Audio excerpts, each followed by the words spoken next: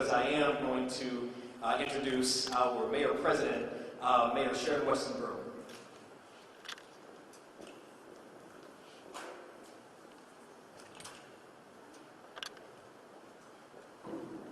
Thank you so much, Trey, and thank you, Michael Adams, and to 100 Black Men for your leadership in our community. And everyone who is gathered here today, it really warms my heart and encourages me to see so many community partners and stakeholders who are here as we talk about Project Safe Neighborhoods, this new initiative. To the members of Change as well, we've got Crime Stoppers here, and of course our Baton Rouge Police Department. Actually, it's been a year since we first announced Project Child Safe, a partnership with the community and law enforcement to offer free gun locks and gun safety information to anyone with no questions asked. And as we reflect on the headlines, even of today and this morning, we know the value and importance of having guns locked up and safety take place with these guns. Since then, of course, we have given away hundreds of gun locks, and of course, more are on the way. You know, research has found and showed us that when free gun locks are made available to gun owners, that they do use them. So that was an immediate impact, making homes, families, and neighborhoods safer. But as I said, we have to push these out even more. Members of the public can contact my office at 389-3100 if you indeed want a free gun lock. And of course, today we're all gathered here to announce Project Safe Neighborhoods, which also offers free gun locks and gun safety information, but with an important message from community members who have experienced violence in some personal way. And we know that reducing violence in our community takes much more than just a law enforcement response.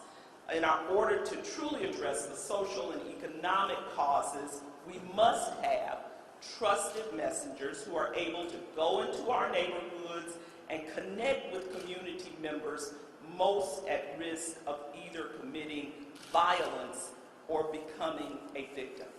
And so it's organizations like Change who are doing this proactive work. Indeed, we do have other organizations, but today the spotlight is on Change, which was founded by Liz Robinson, who I had the pleasure of meeting probably 2 years ago. She is a woman who has lost her own son to gun violence here in Baton Rouge. And so Change is an organic, authentic movement of mothers and grandmothers, aunts and sisters who are making personal connections in their neighborhoods to stop the violence before it happens. Their approach is one of love and concern for this community. Without the support of folks like Change, our efforts would have limited success. For all the good work our law enforcement partners do every day, it can only go so far. And that's why I want to say thank you to Change and to 100 Black Men for helping reach those in our community who might otherwise fall victim to a vicious cycle. And so over the next Saturdays, the Women with Change will be going door to door in our neighborhoods, spreading the message that violence is not the only way to solve our problems. And in the days ahead, you will be hearing more information and announcements about my Safe, Hopeful, and Healthy initiative, another movement that will rely on trusted community messengers and personal relationships to interrupt violence before it happens. And that's the key, interrupters before it happens. And also to connect our at-risk citizens with the resources they need to stay safe and prosperous. And so with that, I want to thank everyone who has gathered here, all of our partners, elected officials, nonprofit organizations, our educational partners who are here to join us to make a collaborative impact on interrupting the cycle of violence in our community. Thank you so much.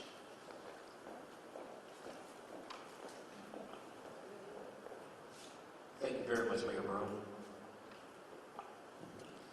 And now we will hear from Baton Rouge Police Department, our Chief, Chief Murphy Paul.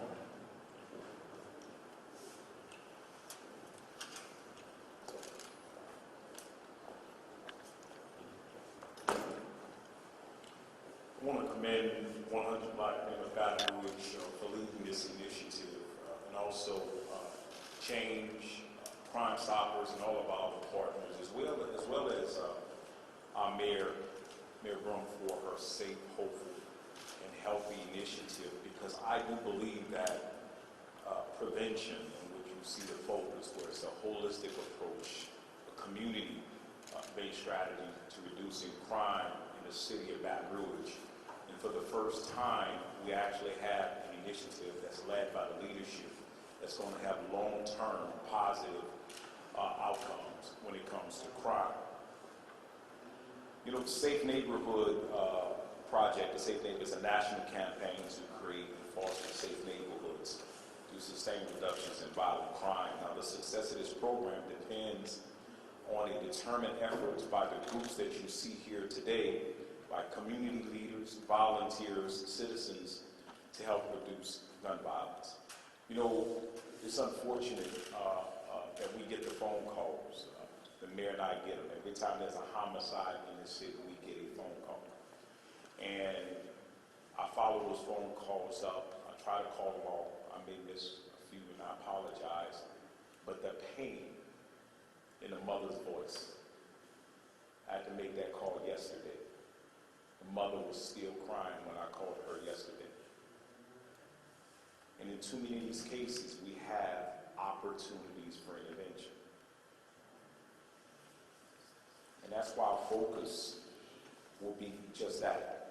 So when I learned that just this weekend, the ladies from Change, mothers who've lost loved ones to violence, walked the streets, and they handed out these door hangers right here. They did that this weekend, Saturday.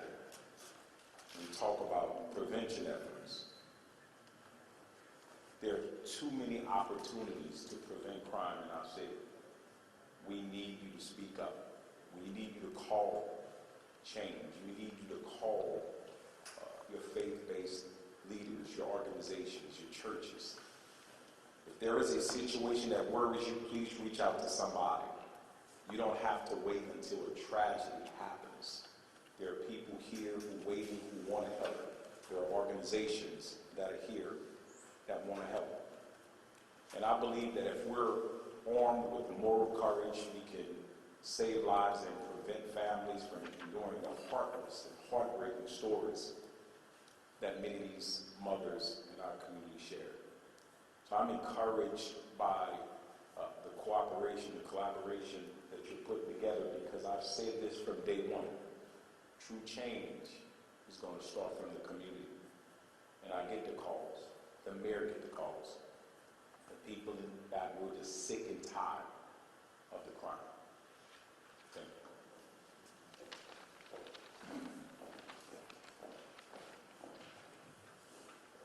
you. Thank you, Chief. And so you've heard a couple of our speakers give a lot of great words about Change, the work that they do and the organization that they are. And so now I want to introduce you to Ms. Liz Robinson, a member of Change, the founder and the mother of a son who was murdered in 2018, with a message for folks in our community.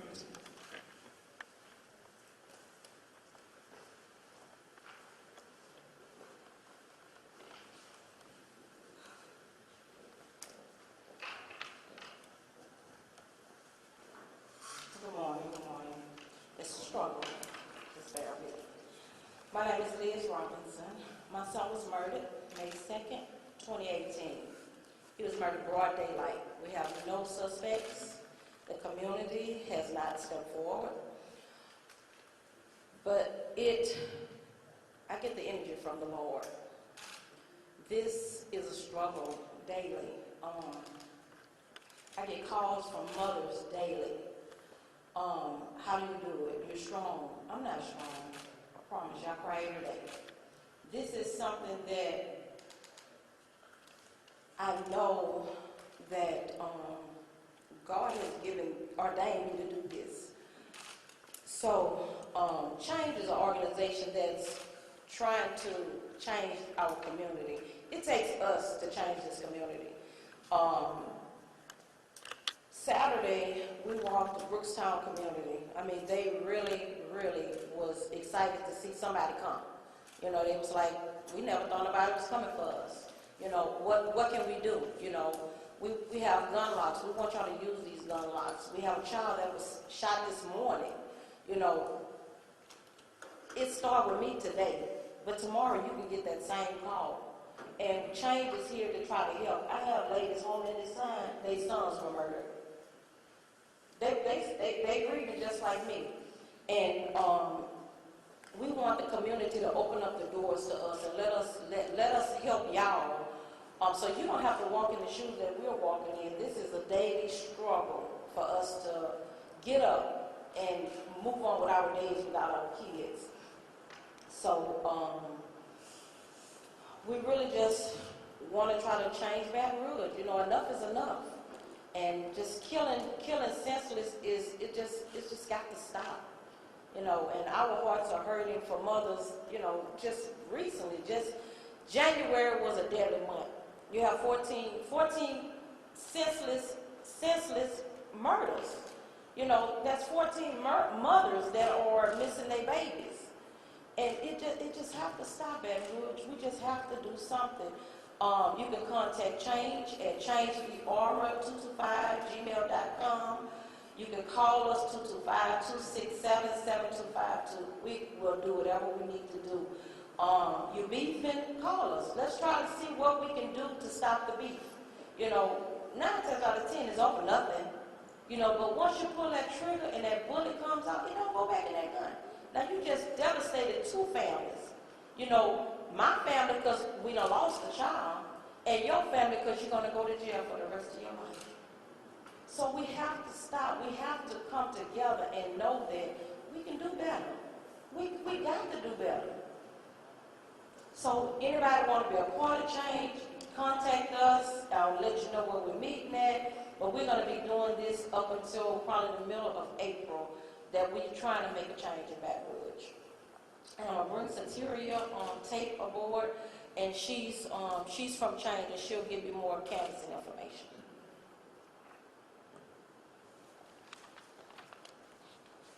Good morning. As Liz stated, I'm Sateria Alexander. I am Executive Director of Change. I am honored to stand here with these ladies. Although I've not lost a loved one the way that they have, I understand the pain that they are experiencing. And we are reaching out to our community, everyone in our community, to be active in reducing, preventing, interrupting violence in the community. What I know is none of you all want to walk in the shoes of these ladies right here. As Liz stated, we had our first canvassing event this past Saturday. It went really well. The community received us really well. It was very positive. But we are not only encouraging, but we're challenging each and every one of you to be more active. Step up. We're looking for volunteers. If you're serious about changing your area where you are, making things better for your family, give us a call. You can call us at 225-267-7252. If you have any information regarding anything that you're seeing happening in your community, and you're afraid to contact the authorities, contact us. We're here. We'll take that call. We'll help you to get a resolution on whatever the issue is that you are experiencing. We're going to be here throughout this project and many other projects. We're here for the long haul, and we're encouraging you to be here with us. That's all. Thank you.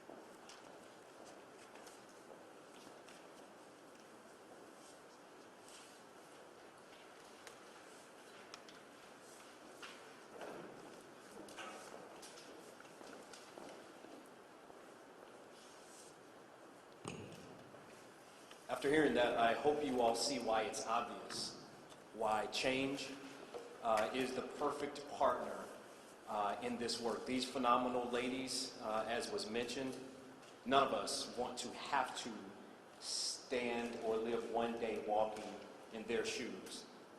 But the fact that they've gone through unspeakable tragedy and stand here and say, how can I be used best within my community to make change, I just find phenomenal. I dare you to spend any time with one of these ladies and try not to cry, because that's just not possible. So to the ladies of change, Liz, Sateria, ladies, thank you all.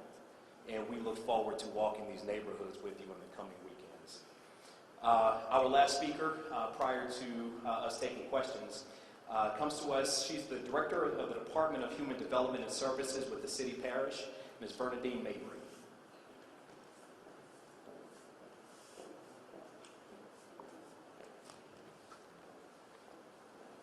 Good morning. And thank you, 100 Black Men, Mayor President, and all the guests that are here this morning. First, let me tell you about the Division of Human Development Services. We are responsible for providing access to programs and services that help our most vulnerable people within our community. But this morning, I want to talk about Employee Bureau, our workforce development program that helps young people who have barriers to returning to the workforce. So Employee Bureau has one goal. How do we train? How do we educate our citizens in East Baton Rouge Parish so that they can go back to work? This program specifically targets young people or adults who need a GED, who need job training, who need work experience, who might be parenting a child, who might be receiving public assistance, who are re-entering the community, who are not working because of COVID, who have exhausted unemployment benefits, who are involved in the coach system. That's the purpose of Employee Bureau. It's a hidden jewel, a hidden resource within our community that I need to make sure that the community is aware of the resources that are available. If we're going to change behavior, they need to know that there's other opportunities, there's other things that they can do. It does us no good to have the money come into the community and the community not take advantage of other services that are available to them. We're right on Plank Road behind the police station, 4523 Plank Road. You can reach Employee Bureau at www.employeebureau.com, or you can call 358-4579. Employee Bureau is a hidden jewel in this community, targeted for the most vulnerable citizens within our parish. Call us. If they're ready, we're ready.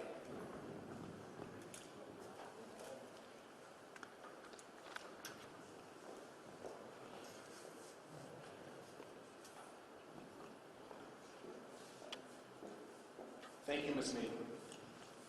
So as you can see from the individuals you've heard today, this project Safe Neighborhoods has a goal of making true change by giving messages of anti-violence and gun safety, but also letting members of our community know that they have options.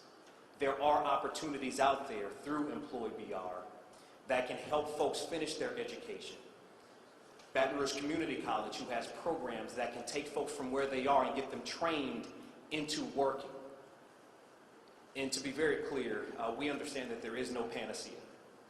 There's no just magic wand that someone can wave and just eliminate all of our problems. But 100 Black Men of Metro Baton Rouge believes this: we may not have all the answers, but we will not stop trying. We may not be able to do everything, but we can do something. And by the grace of God, we will do everything that we possibly can, because our community deserves better. We deserve better, and we believe that it's up to us, all of us, to bring better. The words that you all shared gave me chills. And I hope that the people who consume this information in the media, and I hope the people who consume this information when we walk neighborhoods and knock on doors, I hope they get that same feeling, because we care. And we want people to know that we do care and that we are here. That concludes all of our comments. For those of you in the media who have questions, I will curate the questions and call up the appropriate parties to respond to them. I have one for Mayor Broom.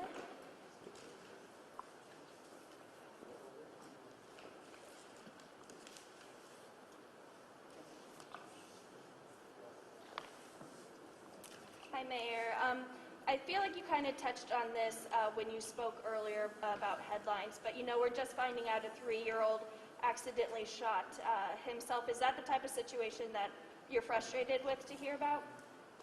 Well, the truth be told, any death is bad.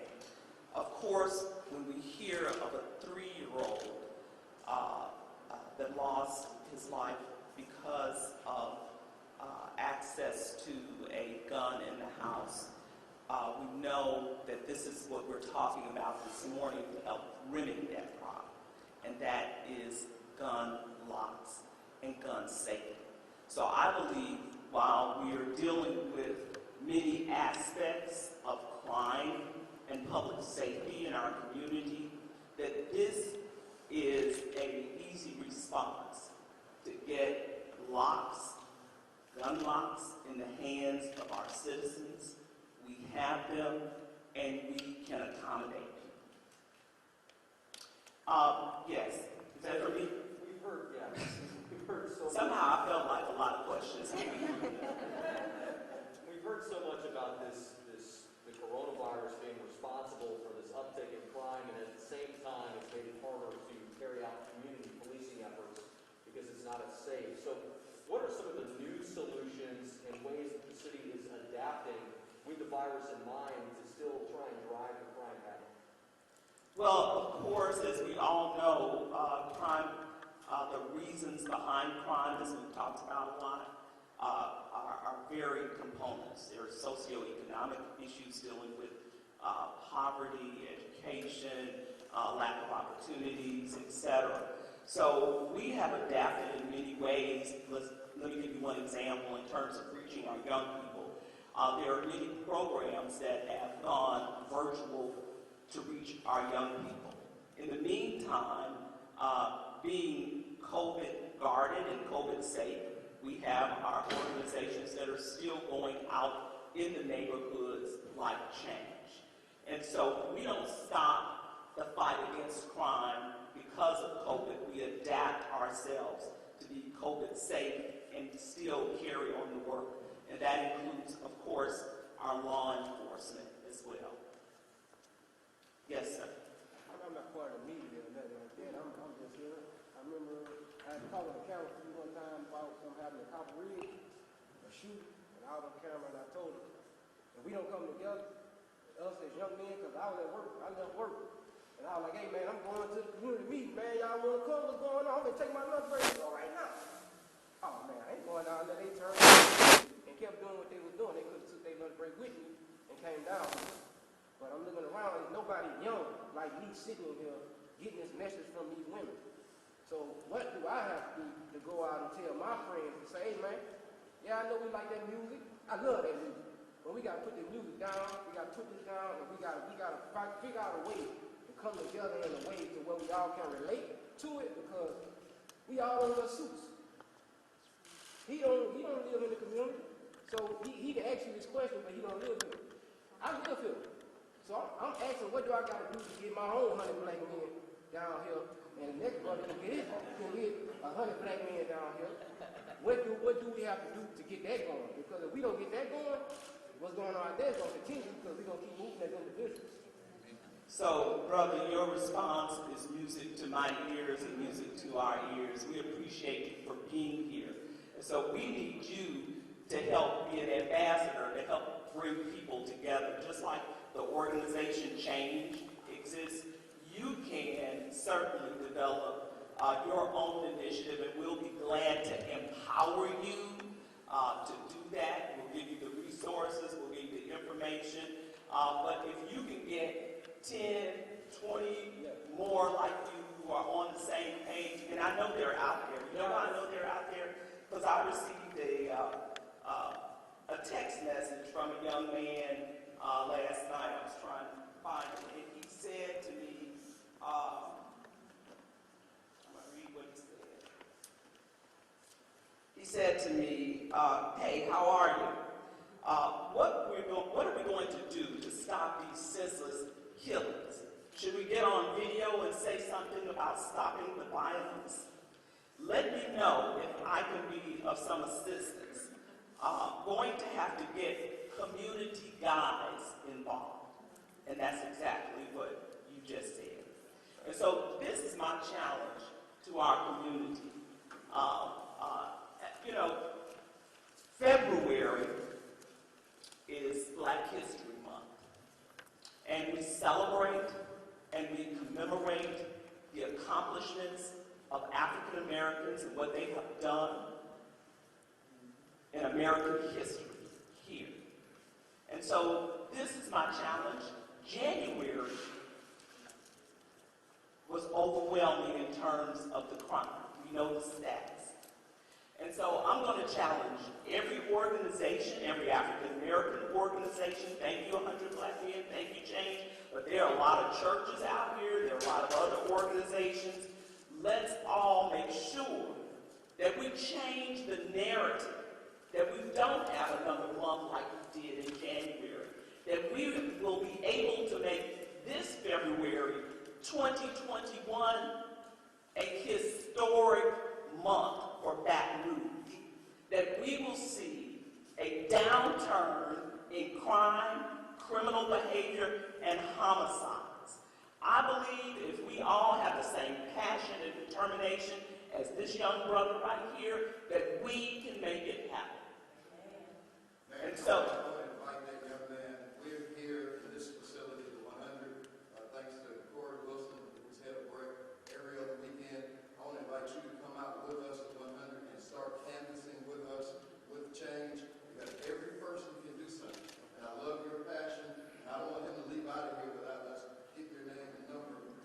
are we not going to let you leave? Great. So, at the end of February, and I see a lot of my faith-based leaders here, but at the end of February, if we can get a message out to all of our church community. I know everybody's doing a lot of online messaging, that we want to see February in Baton Rouge be a historic month by turning and changing the narrative of crime and violence in our community, where we don't see the same numbers that we saw in January. I personally believe it's doable, but you got to have people who are going to be in agreement with it. This young man is in agreement. 100 Black men are in agreement. Change is in agreement. And I know there are many others out there in agreement. I think Representative is in agreement. I think our school board member, my person at the school, BRCC. So it only takes a small group to be in agreement, and it can fuel change in our community. And I believe it can be done. So I'm going to turn it back over to you all unless there are any more questions. Okay? Thank you, Chair. Thank you, Mayor Broom. Young man, don't leave. I'm going to get your information. I'm going to give you mine as well. Pastor Domain, Elm Grove, we are glad to have you all as a partner now as well in these efforts, and look forward to working together. And anybody else, any individual who wants to step forward, any organization who wants to step forward, we look forward to working together. Yes, ma'am. Trey, would you ask Change to talk about the neighborhoods they're going to and how long they'll be in those neighborhoods? Please do.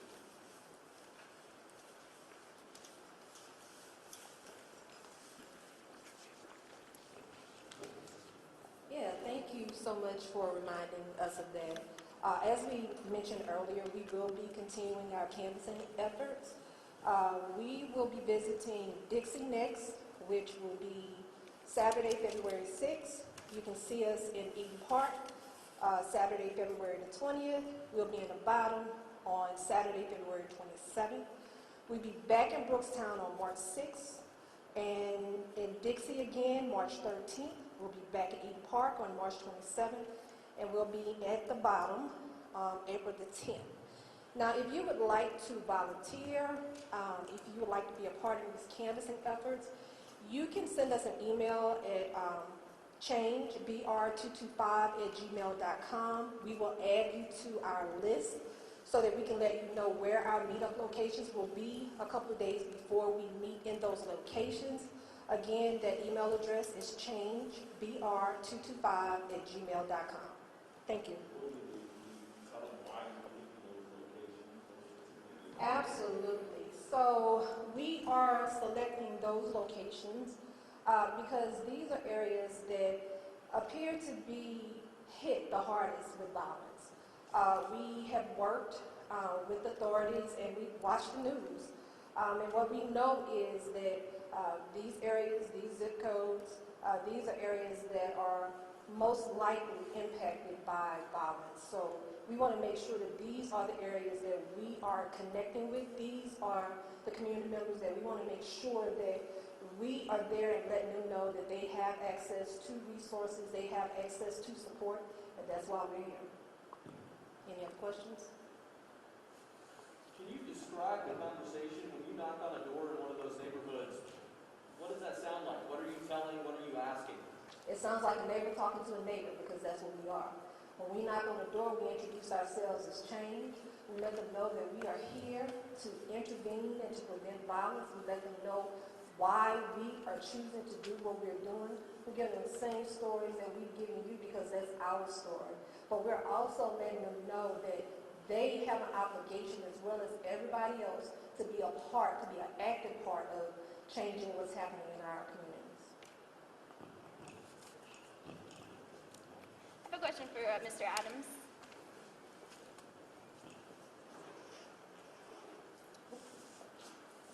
Yes, ma'am. I know you had said y'all had previously gone to neighborhoods as well and kind of found some issues or problems that were stirring the violence. Can you kind of share what y'all found or what y'all were discovering? Previously, well, I'll tell you what we did. Part of this process was us having listening sessions. And those listening sessions were in various neighborhoods with various groups of people. And they talked about all of the same things. They talked about having safe neighborhoods, not having gun violence, not having high murder rates. And so with the information that we have from the professionals, from law enforcement, we know that there are areas that are more prone to that sort of behavior than there are others. And so our efforts in this program is to concentrate our troops, because we have boots on the ground, concentrate our troops in those areas and interact with people and let them know, listen, we hear what you're saying. We're here, the Change people are here to listen to you, to talk about their experiences. The 100, we're here because there may be something else that you need in your neighborhood that we don't know about. Maybe there's something that hadn't gotten the attention that we could probably get quicker for you than you might have. And so our efforts in moving through these neighborhoods are the efforts that what everybody wants to see. We want to be able to live peacefully in our neighborhoods. We want our kids to go to good schools. We want them to be safe at school. We want our communities to be like every other community in America, where there are opportunities. And it's so critical and so important that young people know that there's another alternative out there besides a life of violence and a life of crime, that there are potential job opportunities. And that's why, the job piece is so critical, that there are educational opportunities out there, and that is a critical piece. And the mayor's right. There's not going to be one silver bullet that we can shoot to solve this problem. That's a bad analogy to use. There's not going to be, how about this in coconut environment? There's not going to be one shot that we can take to fix this situation, though. It's going to take all of us working together, identifying and peeling back the onion to say that part of our problem is economics. Part of our problem is education. Part of our problem is we have young people with nothing to do. Part of our problem is we have an increased mental health crisis in this community. Part of our problem is we have increased problem with opioids in this community. There are a lot of different reasons that we find ourselves in this situation. But guess what? We're not able to solve any of those problems unless we get up off our keisters and start doing something. And so 100 realizes that we can partner with strong groups about change. They have a great message. We can partner with our churches who have the ultimate greatest message, and we can get out and start doing what we believe we need to do. The mayor's looking at one time down.